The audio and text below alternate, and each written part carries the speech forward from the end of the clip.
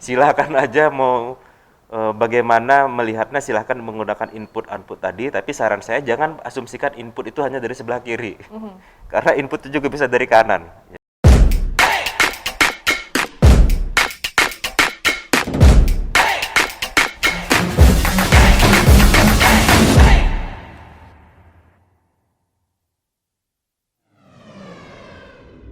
Oke, Classy People, kita masuk ke sesi 3 di program Manajemen Praktis with Iskandar Z. Lubis, Just Make It Simple. Nah, sebelumnya saya mau ngucapin terima kasih banget ya untuk Anda yang sudah ikut berinteraksi, yang udah like, yang udah komen, yang udah kirimkan pertanyaan ke WhatsApp kita, ke DM Instagram kita juga. Makasih banget pastinya Classy People. Dan pastinya sangat kita hargai supaya kita makin semangat bikin konten yang edukatif, oke? Tadi saya juga ngobrol nih sama Pak Is, untuk Anda yang mau konsultasi masalah bisnis, masalah perusahaan, nah boleh banget. Insya Allah, semampu kita ya. Semampu kita. Ya. Bisa langsung di WhatsApp kita boleh ya, di 0812660134. Oke, kita masuk ke pertanyaan ya Pak. Oke. Ada Reno di Marapalam. Nah, Mas Reno dan Mbak Hani di Bukit Tinggi, ini pertanyaannya kita gabung ya, karena hampir mirip. Katanya, terima kasih sebelumnya Pak Is. Oke, sama-sama. Dan hostnya juga, saya penasaran sekali nih dengan bisnis model kanvas.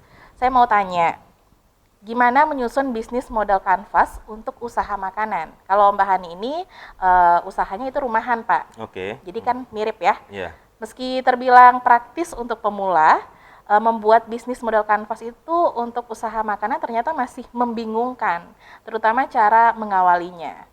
Nah, kalau Mbak Hani ini masalahnya dia udah coba isi beberapa blog gitu, Pak. Oke, ya. Tapi ternyata memang masih agak sulit gitu. Oke ya, untuk yang Mbak Hani ya dan Mbak Hani Mas dan Reno. ya. Iya. Untuk yang Mbak Hani dulu ya. Tadi Boleh? kan disebutkan bahwa Mbak Hani ini dia di rumah ya ininya ya, produksi makanan ya. Ya. Saya asumsikan aja lah makanannya apa ya, kue kali ya, atau cake lah gitu misalkan kayak gitu ya. Nah, jadi pertama sekali tentu Mbak Hani kan petakan dulu tuh customer-nya, siapa aja yang akan disasar gitu. Lalu kita bisa memperkirakan kebutuhannya apa gitu. Oke. Misalkan kita bagi dua deh customer segmennya nih. Ada customer yang katakanlah toko yang menerima titipan penjualan kue misalkan. Ya. Itu customer yang pertama gitu ya. Ada juga yang orang pembeli langsung ya misalkan melalui online. Bisa saja kan? Bisa. Sangat mungkin saat ini Ya. gitu ya. Nah, apa yang harus dia lakukan ya? Menyiapkan pertama sekali value proposition untuk itu. Ya. Supaya agak berbeda value proposition-nya mungkin saya bedakan aja untuk yang online khusus untuk kue ulang tahun misalkan kayak gitu ya. Nah, jadi value proposition-nya tentu akan berbeda ya.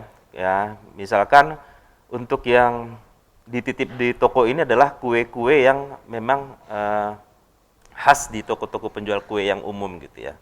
Kalau yang kue untuk yang ulang tahun tentu katakanlah value proposition-nya boleh memilih jenisnya seperti apa atau ada kekhasan masing-masing. Misalkan itu value proposition-nya. Artinya kita ingat lagi di episode-episode sebelumnya ya, bahwa value proposition yang baik itu adalah yang menyembuhkan luka, kemudian memberi nilai tambah gitu. Kira-kira seperti itu ya. Nah, lalu kemudian dia akan rancang channelnya. Channel itu artinya mulai dari pemberitahuannya, awareness-nya gitu ya. Nah, ketika kita menjualnya itu di offline, di toko gitu ya, dan juga dengan yang online, mungkin saja channelnya berbeda. Ya. Walaupun ada juga channel yang sama misalkan ya. Jadi, misalkan kalau kita yang ke toko gitu ya, artinya kita dengan menitipkan ke toko dan kita menyiapkan mungkin gambar-gambar untuk ditempel di depan tokonya, itu adalah awareness, orang jadi tahu gitu ya. Jadi kekhasan dari kuenya tersebut misalkan. Dan juga untuk yang online, dia bisa menggunakan banyak channel sebenarnya kalau sekarang ini. Anak-anak muda kan sudah sering tuh jualan melalui WhatsApp ya, dari statusnya. Bisa jadi sosial media yang lain seperti Instagram, misalkan dari Facebook gitu ya. Nah, jadi banyak hal sih yang bisa dia lakukan untuk merancang channelnya. Lalu kemudian untuk yang transaksinya juga ya. Tentu kalau dia menjualnya online, dia harus menyiapkan rekeningnya ya, agar bisa ada transaksi pembayaran misalkan seperti itu. Tapi kalau untuk yang toko ya bisa saja pembayaran cash, bisa juga rekening. Itu contoh-contohnya. Jadi tentukan customer segmentnya, lalu rancang value proposition-nya, lalu kemudian rancang juga channelingnya, kita milih channel yang mana gitu. Dan customer relationship-nya pun ya dengan kita sudah membagi segmentasi tadi mungkin saja berbeda ya. Bagaimana kita menjaga hubungan dengan si customer kita. Misalkan dengan memberikan nomor yang bisa dihubungin gitu ya. Jika ada komplain atau masukan terhadap produk kita, itu adalah salah satu upaya customer relationship sebenarnya gitu ya. Kalau untuk key activity-nya sendiri tentu agak berbeda ketika penjualan offline dan online ya. Jadi kalau dari awalnya mungkin sama, membeli bahan ya, kemudian membuat kue lah misalkan kayak gitu ya. Lalu kemudian memasarkannya. Tadi memasarkannya bisa langsung ke toko, bisa juga melalui online, langsung kita yang masarin. Tentu jadi agak berbeda tadi ya, jadi channelnya. Lalu kemudian untuk customer relationship-nya juga begitu. Nah, jadi activity-nya akan sedikit berbeda nanti ketika kita menjual online dan offline. Dan kita bisa kedua-duanya untuk saat sekarang ini. Dan key resource-nya pun tentu berbeda juga ya. Jadi key resource-nya yang jelas ketika kita bicara offline, ya toko itu menjadi resource yang berbeda dan tidak kita perlukan ketika kita menjual online misalkan. Dan tapi kalau untuk yang orang-orangnya ya bisa saja untuk yang online kita untuk aktivitas pemasarannya kita sendiri misalkan kayak gitu ya. Tapi kalau untuk yang offline itu ya pemilik toko tersebut itu misalkan. Nah, ketika kita berbicara key partner ya, toko tadi itu adalah partner kita kalau kita bicara offline. Tapi kalau online partner kita mungkin adalah jasa pengiriman barang gitu, misalkan seperti itu. Nah, jadi dengan demikian kita jadi terbayang ya, cost structure-nya seperti apa ya, biaya beli bahannya mungkin sama ya, kemudian biaya untuk menggaji karyawannya untuk artinya dalam memproduksi kuenya itu mungkin sama ya. Tapi ketika kita bicara untuk channeling akan berbeda ya pendistribusiannya. Kalau untuk yang yang offline mungkin diskonnya juga akan bisa berbeda dengan kalau kita menjual online. Nah, jadi harga pun sehingga mungkin saja beda di revenue stream jadinya. Gitu. Nah, jadi karena kita akan berbeda struktur biayanya. Jadi mungkin itu bisa jadi ilustrasi ya kalau kita bisnis rumahan. Tadi Mas Reno saya tangkap itu dia nggak rumahan ya, artinya dia berupa langsung offline kayak gitu ya. Dia punya kafe misalkan ya.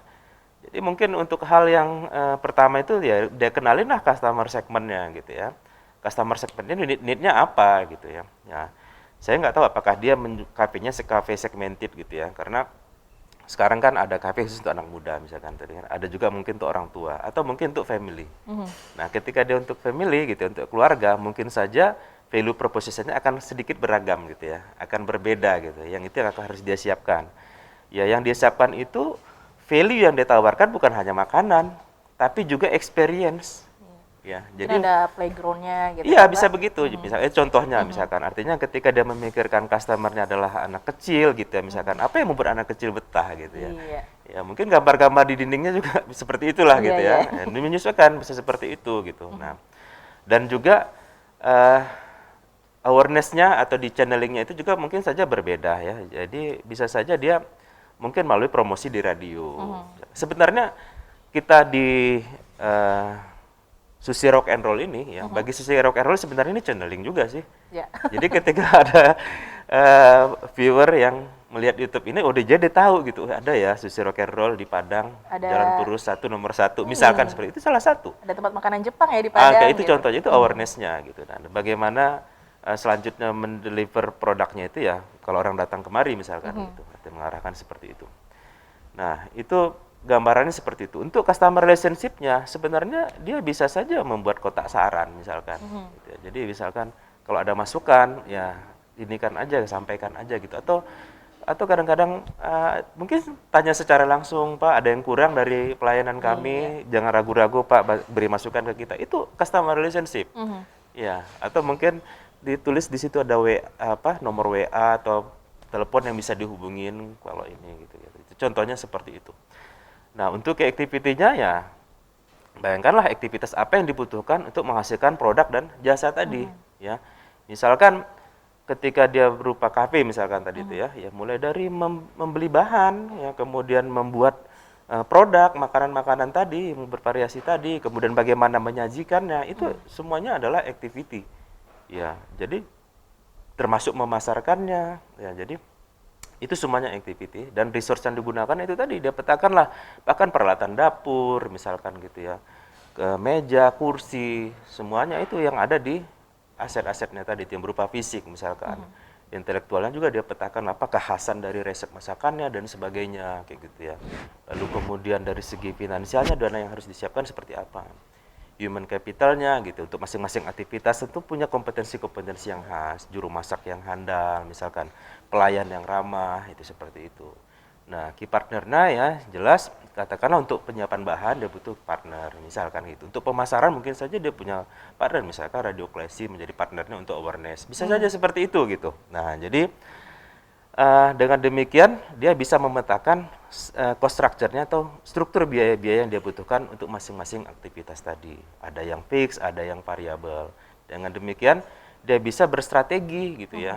Bagaimana supaya dia tetap bisa meningkatkan nilai ekonomi dari bisnisnya gitu ya. Jadi kenapa itu tadi berada dalam satu lembar kertas tadi itu ya, itu bisnis model kanvas itu sebenarnya supaya kita bisa melihat opportunity mengintegrasikan masing-masing blok sebenarnya. Jadi ketika kita misalkan ya mau meningkatkan nilai ekonomi dari bisnis kita dengan menekan cost, misalnya saya contohkan tadi, misalkan dia jadi bisa jadi dengan partnernya yang sebenarnya kompetitornya membeli bahan yang sama ke sebuah vendor yang sama sehingga mereka dapat diskon, itu contohnya. Itu bisa dilakukan seperti itu. Banyak lagi sih, jadi makanya melihat bisnis model kanvas itu memang sebaiknya secara holistik, tapi dalam pikiran kita itu sudah tahu hubungan satu sama lain. Ya, jadi kira-kira seperti itulah jawabannya. Mudah-mudahan Mbak Hani dan Mas Reno bisa terpuaskan dengan jawaban tersebut. Kalau masih belum puas, tanya lagi. Bisa di komennya atau mungkin langsung ke kelas ya, kelas FM. Jadi kalau yang saya tangkap ya Pak ya, jadi pengaplikasian DMC ini sebenarnya tergantung ya mau bisnisnya offline, online, hampir mirip sebenarnya. Ya semua bisnis sih. Iya, semua bisnis itu namanya juga kan kita memodelkan bisnis. Iya, mau bisnisnya menghasilkan produk berupa barang, berupa jasa, bisa kita gunakan. Ya. Nah, Classy People, kita lanjut ke pertanyaan berikutnya, ya Pak Is ya. Ada Edo. Oke. Pertanyaannya, kenapa kotak customer relationship itu berada di atas channel, pun kotak key activities itu berada di atas key resources. Nah, kalau kiri ke kanan kan dari input output. Kalau penyusunan dari atas ke bawah itu berdasarkan apa, Pak? Kayak dia mahasiswa deh, Pak. Iya nih. Mungkin ya. Iya. Siapa tadi? Edo ya? Edo. Oke ya. Jadi Edo dan Classy People ya. Jadi pertama-tama saya apresiasi nih buat Edo ya. Bagaimana dia melihat sebuah bisnis model kanvas ini sebenarnya adalah sebagai urutan proses ya. Jadi dari kalau sistem itu kan ada input, ada proses, dan ada outputnya. Ya. Cuman mungkin saya ini komentari ya, dalam pemikiran Edo tadi mungkin dalam persepsi dua dimensi ya. Jadi kalau di kiri input, lalu di tengahnya prosesnya, lalu kemudian outputnya di kanan. Atau kalau kita dalam bisnis model kanvas mungkin key partner, dan key activities dan key resources menjadi input mungkin gitu ya, lalu kemudian value proposition menjadi prosesnya dan ke kanannya itu output.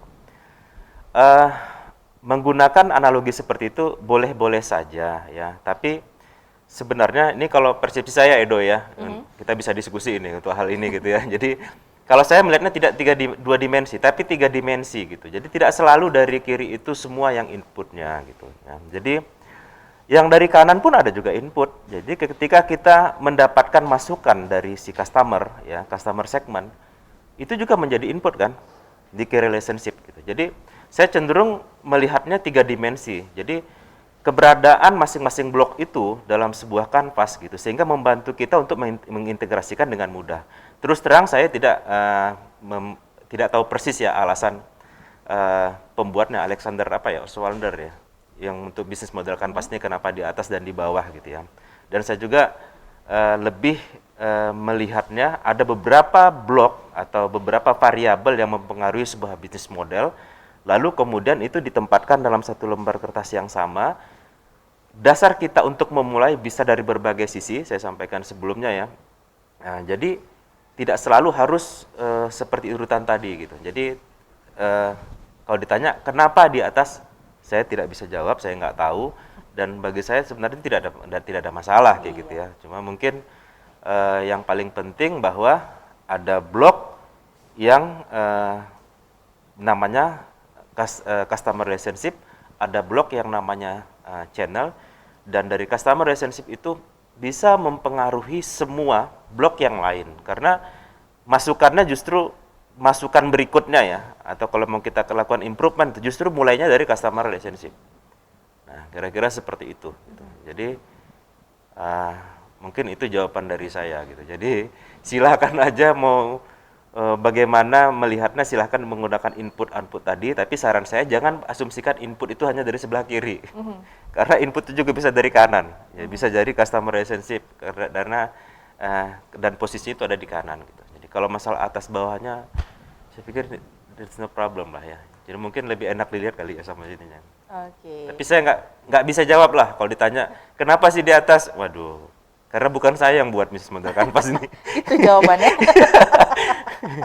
Mudah-mudahan membantu ya Edo ya. Iya. Jadi anytime kalau memang butuh diskusi, tulis lagi aja di komen seperti apa. Nanti kita diskusi. Oke, buat Mas Edo mungkin belum puas jawabannya, mau diskusi boleh ya Pak Is ya. Iya. Oke, classy people, this is the end of our show, this video, Business Model Canvas ya. Dan next episode, di episode ke-11 kita akan bahas apa lagi ya Pak? Kita tunggu nih komen di Iya, itu YouTube. dia. Buat yang mau ngebahasin all about management, boleh banget ya. Pastinya langsung di DM aja, di WhatsApp juga boleh, atau langsung komen di YouTube channel kita. Oke Pak Is, langsung ke closing statement ya. Oke Yuri dan classy people ya.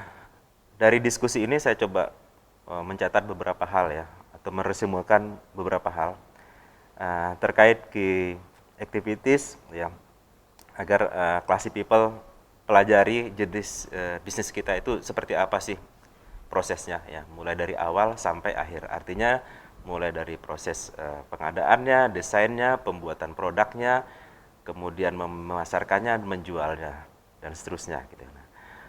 Dan tentu saja akan berbeda ketika bisnis kita adalah jasa gitu ya. Kalau bisnis kita adalah jasa, maka tidak ada proses pembuatan barang di sana gitu. Tapi yang ada lebih mungkin pengelolaan pengetahuan dan juga merekrut orang yang tepat untuk memberikan jasa yang pas kayak gitu ya. Lalu mungkin peningkatan kompetensinya.